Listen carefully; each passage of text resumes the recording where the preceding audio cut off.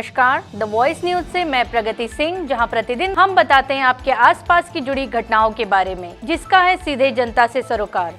देश के यशस्वी प्रधानमंत्री नरेंद्र भाई मोदी के नेतृत्व में कार्यरत केंद्र सरकार द्वारा गत दिन संसद भवन में देश के यशस्वी गृह मंत्री अमित भाई शाह की अगुवाई में वक्फ बिल पारित किया गया।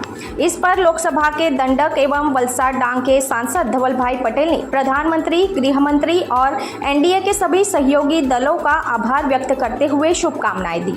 उन्होंने विशेष रूप से अनुसूचित जनजातीय क्षेत्रों के अनुच्छेद 5 और अनुच्छेद 6 के अंतर्गत आने वाले लोगों को इस बिल से सबसे अधिक लाभ मिलने की बात कही। साथ ही कांग्रेस और आम आदमी पार्टी पर तीखा प्रहार करते हुए विरोधी दलों से कठोर प्रश्न पूछे। उन्होंने कहा कि विरोधी दलों ने वक्फ बिल के खिलाफ मतदान करके अपनी आदिवासी समाज के प्रति भेदभावपूर्ण नीति को उजागर कर दिया है। दी वॉइस न्यूज के लिए ओलिवर ठक्कर की रिपोर्ट। जी सौने नमस्कार, जय आदिवासी, जय जोहर, जय श्री राम। કાલે ભારત દેશના માટે ઐતિહાસિક દિવસ હતો, કારણ કે ભારતની પાર્લામેન્ટે અમારે એનડીએના બધા સહયોગી દળ મળીને ઐતિહાસિક વકફ બિલ મેજોરિટી સાથે પાસ થયું।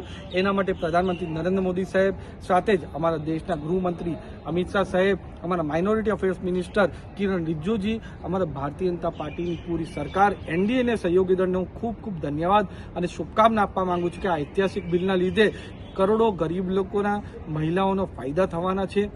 અને એની સાથે ખાસ કરીને નરેન્દ્ર મોદી સાહેબને હું ધન્યવાદ કહેવા માંગુ છું કે આ ઐતિહાસિક બિલમાં જે અમારો આદિવાસી જનજાતિ ક્ષેત્ર છે શેડ્યુલ 5 અને શેડ્યુલ 6, જેમાં સૌથી વધારે વકફે જમીનનો કબજો, અમારી આદિવાસીની જમીનનો કબજો છે। ઝારખંડ હો, બિહાર હો, ઓડિશા हो, वेस्ट बेंगोल हो, गुजरात हो, महाराष्ट्र हो કે પછી રાજસ્થાન હોય, ત્યાં જમીનનો અવૈધ કબજો વકફવાળાએ અમારા આદિવાસીને કર્યો। તો એના માટે કાલે એમેન્ડમેન્ટ લાવીને શેડ્યુલ 5 અને શેડ્યુલ 6 એટલે જે અમારી આદિવાસીની જમીન છે એને આ વકફ ત્યાં ક્રિએટ કરી જ ના શકે ને વકફ હવે કોઈ પણ જમીનનો અવૈધ કબજો અમારા જનજાતિ આદિવાસી ક્ષેત્રમાં નહીં કરી શકે એનું પ્રાવધાન લાવીને બિલમાં ઇન્ક્લુડ કર્યું। એના માટે હું નરેન્દ્ર મોદી સાહેબ અને ગૃહમંત્રી અમિત શાહ સાહેબને ખૂબ ખૂબ ધન્યવાદ આપવા માંગુ છું કે અમારા આદિવાસીઓને આટલી ચિંતા કરીને આદિવાસીઓની જમીન હવે કોઈ પણ ના લઈ શકે એના માટે પ્રાવધાન રાખ્યા છે। એની સાથે હંમેશા અમારા આદિવાસી સમાજ માટે વિકાસ માટે અલગ અલગ યોજનાઓ લાવે છે, સાથે જ સોશિયો ઇકોનોમિક ડેવલપમેન્ટ પણ થાય એના માટે પણ ધ્યાન કેન્દ્રિત કરે છે।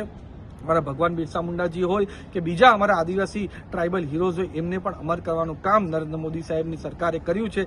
એમના માટે પણ ખૂબ ખૂબ હું ધન્યવાદ કહેવા માંગુ છું। ખાસ કરીને ગુજરાતમાં કોંગ્રેસ અને આમ આદમી પાર્ટીના કથાકથિત આદિવાસી મસીહા બનીને ફરે છે, એમને મારે પૂછવું છે કે જ્યારે આદિવાસી જમીન કોઈ ના લઈ લે, વકફવાળા જમીન ના લઈ લે, એના માટે જ્યારે આ બિલ આવ્યું ત્યારે કોંગ્રેસ, આમ આદમી પાર્ટી અને યુપીએના ઘટક દળે આ બિલનો અને આ એમેન્ડમેન્ટનો કેમ વિરોધ કર્યો? આનાથી પુરવાર થઈ ગયું છે કે કોંગ્રેસ, આમ આદમી પાર્ટીના સાંસદ, કોંગ્રેસ અને આમ આદમી પાર્ટીના ધારાસભ્ય અને પૂરી કોંગ્રેસ અને આમ આદમી પાર્ટીને સહયોગી દળ આદિવાસી વિરોધી છે। અને આદિવાસી વિરોધી ના હોય તો કોંગ્રેસ ને આમ આદમી પાર્ટીના જે ધારાસભ્ય કથાકથિત આદિવાસી નેતા બનીને ગુજરાતમાં ફરે છે એ પોતપોતાની પાર્ટી માટે રાજીનામું આપે અને આદિવાસી જમીન જે બચાવવાનું અમે મુહિમ ભારતીય જનતા પાર્ટીની સરકારે જોડી છે એનું સમર્થન કરે।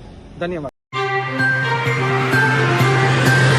खबरों में बने रहने के लिए तो वॉइस न्यूज को सब्सक्राइब करें और बेल आइकन दबाएं।